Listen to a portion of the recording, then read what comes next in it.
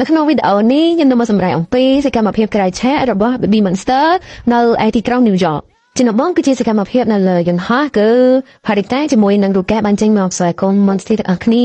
ាហើយបាននិយាយប្រាប់ថាពួកគេពិតជាសប្បាយរីករាយខ្លាំងមែនទែននៅក្នុងដំណើរទៅកាន់ទីក្រុង New York មួយនេះកាត់មកកញ្ញារ៉ាមីយើងវិញគេមកនិយាយប្រាប់អំពីគម្រោងនិងសកម្មភាពរបស់គេកំឡុងពេលដែលនៅលើយន្តហោះដែលទី1នោះគឺជាការសរសេរប្រវត្តិចម្រៀងទី2គឺជាការមើល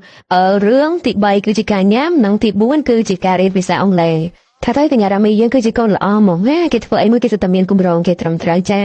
យើងកាត់ចូលមកអាស្រ័យអាយ៉ុនយើងវិញគឺអត់មាននិយាយច្រើនទេគឺមកនេះគឺមកបង្ហាញអំពីការញ៉ាំរបស់គេបងរបៀបថាគេមកធ្វើមុខបាំងនៅលើយន្តហោះអីចឹងឲ្យគេថតវីដេអូបង្ហាញមកកាន់ Monster គឺញ៉ាំយកហ្មងខ្ញុំនិយាយត្រាប់ណាមនុស្សអាយ៉ុនមនុស្សគាត់បកកាយញ៉ាំខ្លាំងមែនទេហ្មងកាត់កញ្ញារ៉ាមីយើងវិញគេនិយាយអំពីគម្រោងមកគេពេលទៅដល់ទីក្រុង New York គេធ្វើគេខ្លះដល់ទី1គេនឹងទៅលេងកន្លែងមួយឈ្មោះថា Times Square និងទី2គេទៅមើលរូបសំណាកតំណាងឲ្យទីក្រុង New York និងទី3គេទៅញ៉ាំ pizza cheese ឥឡូវយើងកាត់ចូលមកដល់ពេលដែល Baby Monster មកដល់ទីក្រុង New York តែម្ដងទៅអាយុនគេបានចេញមកស្វាគមន៍ពេលគេទៅដល់ទីក្រុង New York ហើយក៏បានថតរូបលេងនៅមុខកញ្ចក់ហើយមិនត្រឹមតែប៉ុណ្ណោះគេបានបង្ហាញ Valley របស់គេចំនួន2ដែលគេបាននិយាយថា Valley 1គឺដាក់មីនិងរបស់ញ៉ាំដូចថាគេជិះកញ្ចប់តិចតួចអីចឹងចាបើកមកគឺក្នុងនឹងសិតតែប្រអប់មីតែម្ដងចាខ្ញុំមកឲ្យឡើងតាក់ស្លាប់ទៅពូកូនស្រីអាយុនយើងតែម្ដងមនុស្សនេះគឺមនុស្សកំពូលញ៉ាំតែម្ដងទៅណាក៏ត្រូវតែមានរបស់ញ៉ាំជាប់តាមខ្លួនចាកាត់មកប្រក្លិតថ្មីគឺកូនទាំង7នាក់យើងនៅក្នុងបន្ទប់តែងខ្លួនមួយជុំគ្នាហើយម្នាក់បានមើលទៅកាន់ទេសភាពទីក្រុង New York តាមរយៈកញ្ចក់គឺមួយរំភើបខ្លាំងមែនទែនជាពិសេសគឺអាសាជាមួយនឹងAuroraកន្លែងហ្នឹងគឺស្អាតខ្លាំងមែនទែនមើលស្បែកគេលងថ្លាយំហ្មងកន្លែងនេះជាគេតាគេចេញមកទាំងភាពរំភើបរីករាយមកដោយសារតែគេបានមកដល់សហរដ្ឋអាមេរិកដូចតែគេមានក្តីសម័យមួយគឺចង់ខ្លាចជាសិស្សសាលានៅក្នុងសហរដ្ឋអាមេរិកអីចឹងរីឯរូកាជាមួយនៅហេតុតែគេបានចេញមកនិយាយអំពីអារម្មណ៍របស់គេពេលទៅដល់ទីក្រុង New York គឺពួកគេសប្បាយរីករាយខ្លាំងមែនទែនហើយវាសំខាន់នោះគឺក្នុងថ្ងៃហ្នឹងពួកគេមានការវិភាគមួយដែលទៅចូលរួមនៅក្នុងកម្មវិធី The Kelly Clarkson Showកន្លែងនេះខ្ញុំកាំងកញ្ញារ៉ាមីយើងមកវិសាចាក់ឃើញទីក្រុងនឹងស្ងប់ស្ងាត់មានសន្តិភាពស្រស់ស្អាតអញ្ចឹងគ្នានៅសុខឡើងចេញយកមកវិថាគ្នារំភើបសប្បាយរីករាយមកបានដល់ទីក្រុងនឹងឲ្យបានឃើញទស្សនវិជ្ជាបែបនេះតគ្នាអញ្ចឹងគ្នារំភើបខ្លាំងដល់ថ្នាក់ជាងយំចាខ្ញុំឡាស់គេអត់មានវិចារតែម្ដងកញ្ញារ៉ាមីយើងតែកន្លែងនេះគេខ្ជូតហ្មងណាចង់ចាក់ញែកកាត់មកដល់ពេលដែលគេមកដល់ក្នុងកម្មវិធី show នៅតែម្ដងទៅគឺម្នាក់ទទួលបានការដាក់ជាខ្ជូតស្អាតខ្លាំងមែនតើមួយគឺបង្ហាញមកកាន់មកស្ថិតែគេបានកាសបែបនេះកាត់បែបនេះចឹងទៅចាចូលមកពេលដែលពួកគេជាប់អំពី show នឹងមកតែម្ដងទ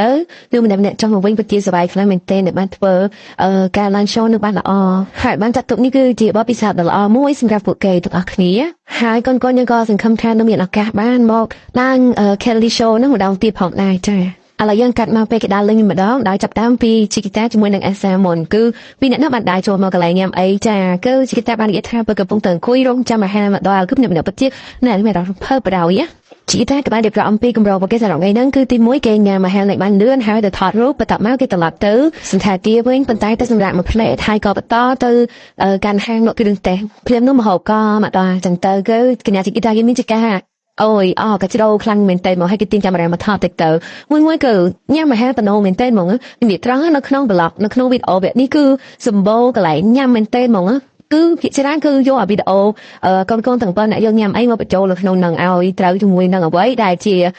Baby Monster បាននិយាយមុនណោះដែលសំណួរបានសួរថាបើសិនជា Baby Monster ចង់បញ្ចូល content ថ្មីទៅក្នុងវីដេអូ behind the scene នោះតែជា content អ្វីដែលកូនទាំងប៉ុណ្ណឹងយើងចង់ដាក់បញ្ចូលទៅចំណែកនោះគឺជា content បែបមុខបាំងបែបញ៉ាំអីចឹងណាឥឡូវវានេះគឺគេដាក់ឲ្យមែនតើហ្មងគឺដាក់វីដេអូភាគច្រើនញ៉ាំយកគ្នាតែម្ដងធ្វើឲ្យនាងខ្ញុំដែលជា Monster ដែលបានមើលវីដេអូនេះហើយគឺមានជាការស្រែកឃ្លានតែម្ដងចាឥឡូវបន្ទាប់ពីអាសាជាមួយនឹងជីគីតាបានបញ្ចូលការញ៉ាំហើយគេក៏ចេញមកថតរូបតាមគម្រោងរបស់គេមែនមកលើយើងកាត់ចូលមកបងធំជាមួយនឹងស្រីឆ្នះទាំងវិញគឺរ៉ូរ៉ាជាមួយនឹងរូកាបានដើរលេងពីអ្នកនៅតាមដងផ្លូវគឺអត់ចូលញ៉ាំអីដោយអាសាហើយនឹងជីគីតាមុននឹងទេតែម្នាក់ជ្រើសរើសយកការដើរលេងថតរូបក៏ដូចជាមើលទេសភាពនៅក្នុងទីក្រុង New York ហើយបានច្រើនច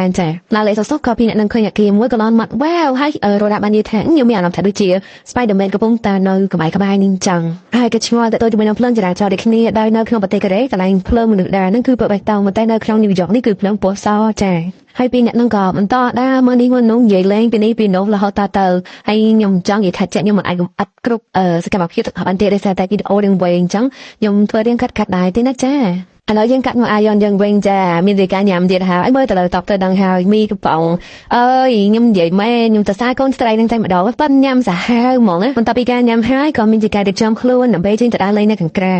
ចាញ់មកដើរលេងចោលដើរលេងឡើងទៅអង្គប្រមាណផងអាចយើងក៏បាននិយាយថាចាក់ឥឡូវនឹងគេមានអារម្មណ៍ថាដូចជា clean ទៀតហើយអូយណែខ្ញុំទៅសារហ្មងអើយគេនឹងថាកាពះហ្នឹងដាក់អីទេលោកកាយប្រកែញ៉ាំសបាយម្លេះនេះមកលើដៃគេសងខាងហ្នឹងគឺពោពេញតែដៃនំញ៉ាំតែម្ដងចាឲ្យមើលបានប្រកែញ៉ាំសាហាវស្បាត់មកឥឡូវកាត់មកសកម្មភាពបន្តប្រកែគឺចូលរួមកម្មវិធី Insta Interview គឺកន្លែងហ្នឹងជីតាគេបាននិយាយថាចឹងខ្ញុំរៀងភ័យតិចតួចដែរនៅពេលដែលខ្ញុំនិយាយភាសាអង់គ្លេសអីចឹងក៏សង្ឃឹមថាអ្នកទាំងអស់គ្នានឹងយល់នៅពេលដែលពួកខ្ញុំនិយាយទៅមានកំហុសឆ្គងជាមួយនឹងភាសាអង់គ្លេសចាហើយបន្តមកវីដេអូរបស់យើងក៏បានដល់ទីបញ្ចប់ផងដែរបើសិនជាខ្ញុំនិយាយទៅឬក៏ធ្វើវីដេអូនេះទៅមានកំហុសឆ្គងទាំងណាអីក៏ប្រកែកាន់នឹងខ្ញុំអីចាព្រោះអីវីដេអូនេះដែលខ្ញុំបាននិយាយចឹងគឺខ្ញុំធ្វើបែបរៀងកាត់ទេអត់មានលម្អិតគ្រប់ចំណុចទាំងអស់ទេមិនចឹងទេវីដេអូនេះគឺលើសវីដេអូដើមទៀតចាសូមអរគុណនិងសូមជម្រាបលាបាយបាយ